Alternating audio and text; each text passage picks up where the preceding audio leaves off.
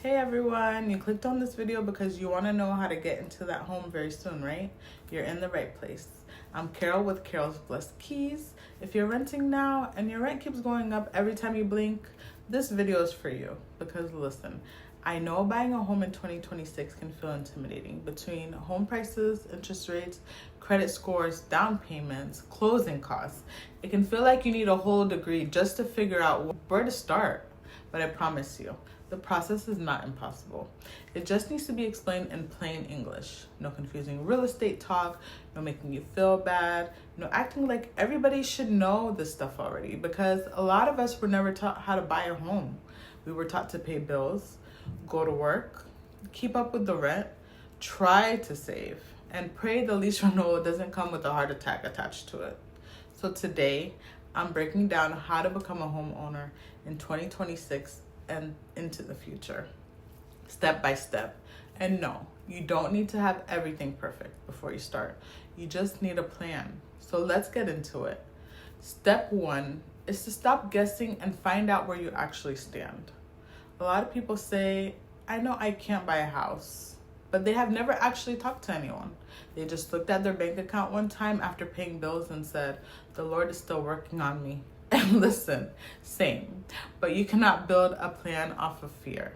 You build plan off of facts. So before you start looking at houses online and falling in love with that kitchen you're not approved yet for, check your basics. Look at your credit. Look at your income. Look at your monthly debts. Look how much you have saved. And look at what you realistically can afford every single month.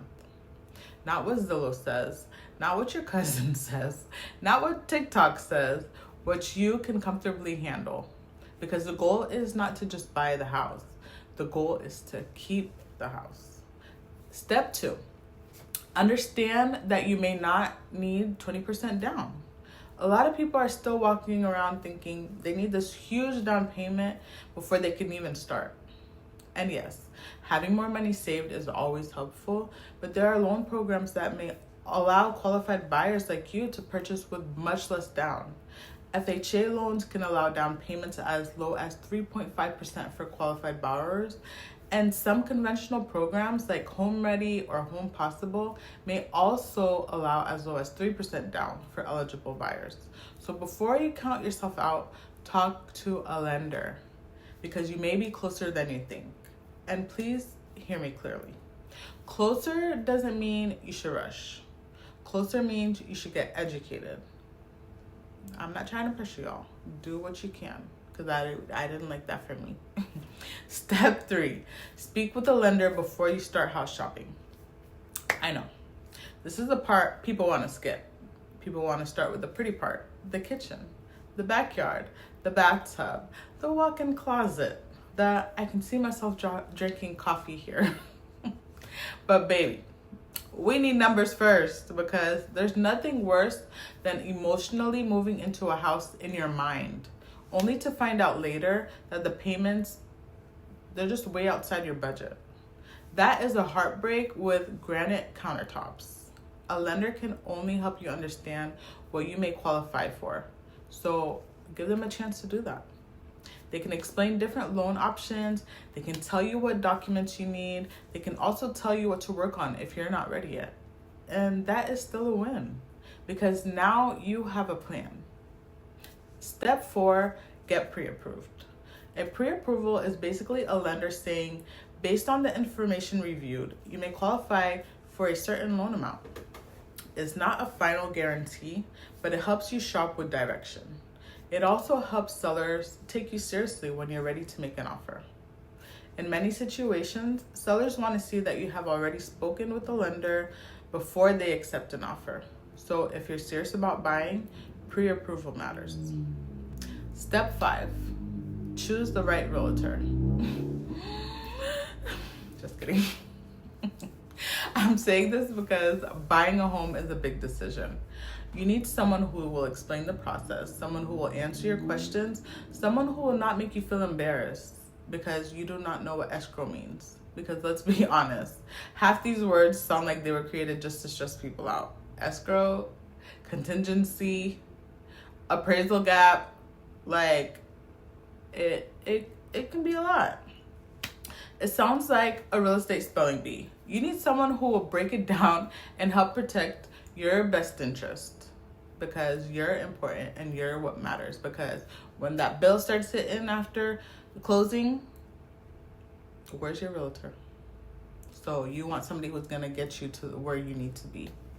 Step 6 is to know your budget before you fall in love with the house.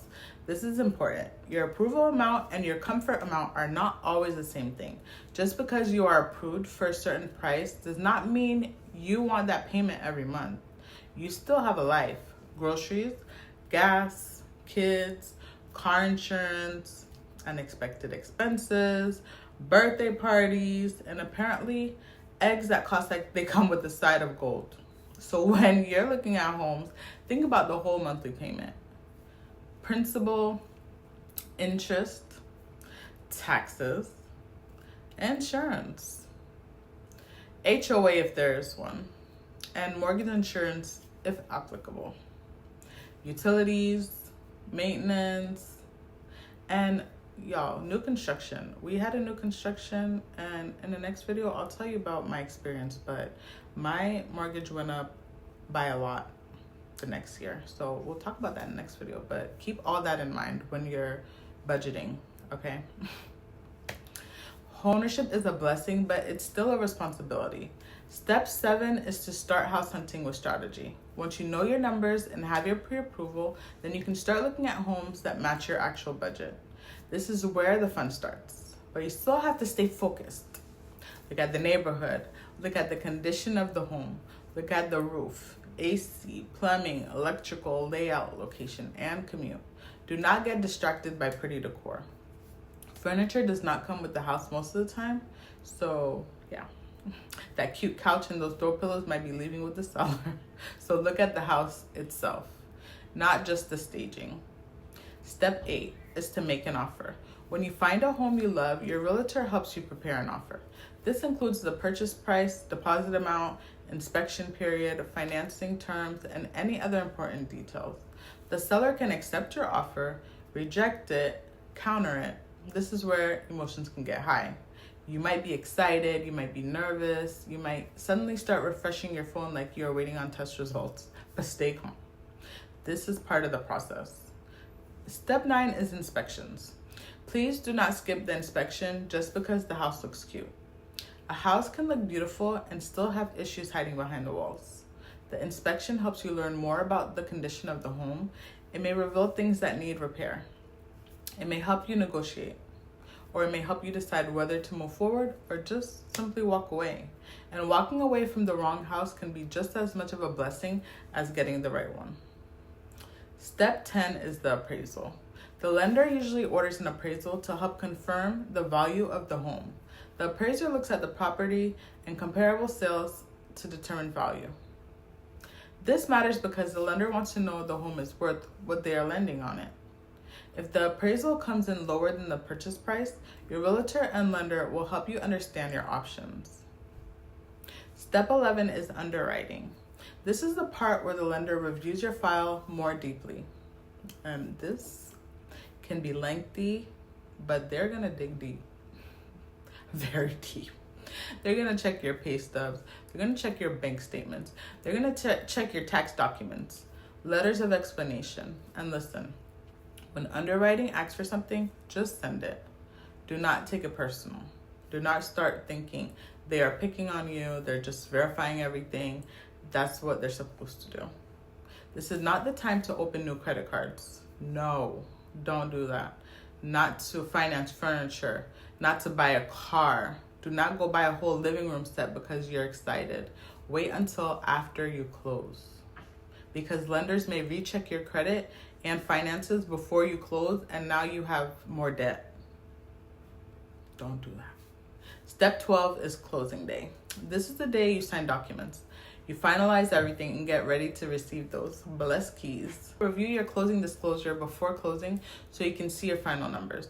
You will bring what is needed for closing. You will sign a lot of papers. Your hand may feel like it ran a marathon. Trust me, it's a lot of papers, but it's worth it. When those keys are in your hand, it's a beautiful moment. That's the moment all the planning, the patience, paperwork starts to make sense. Now let's talk about what you should do if you're not ready, because this is important. Not being ready today does not mean you will never be ready. It just means you need a plan. Maybe you need to improve your credit. Maybe you need to save more. Maybe you need to lower debt. Maybe you need steady income history. Maybe you need to understand what programs may be available for you. That's not failure. That is preparation. Do not let embarrassment keep you stuck.